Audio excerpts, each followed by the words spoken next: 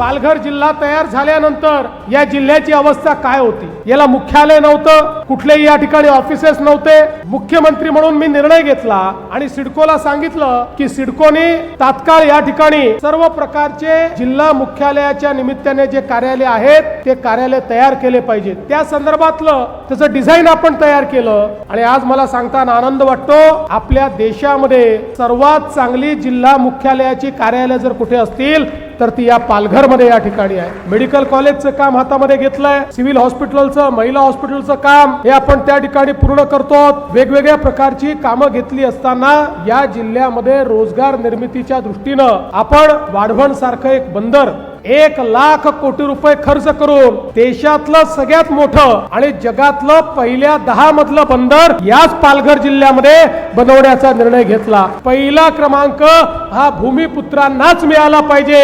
या पालघर जिल्ह्यातल्या आमच्या तरुण तरुणींना तुम्ही पहिले रोजगार द्या, अशा पद्धतीनं आज आपण 56 कंपन्यांसोबत करार करून स्थानिक भूमिपुत्रांना प्रशिक्षण देणं सुरू केलं। पुढच्या काळामध्ये पुढच्या 3 ते 4 वर्षामध्ये बंदराची निर्मिती होईल, त्यावेळी आपल्या प्रशिक्षित भूमिपुत्रांची फौज ही आपण तयार ठेवू आणि मोठ्या प्रमाणात आपल्याच तरुणांना तरुणींना या ठिकाणी रोजगार मिळेल। आपण या पालघर जिल्ह्यामध्ये आता एक नवीन एअरपोर्ट देखील तयार करतो।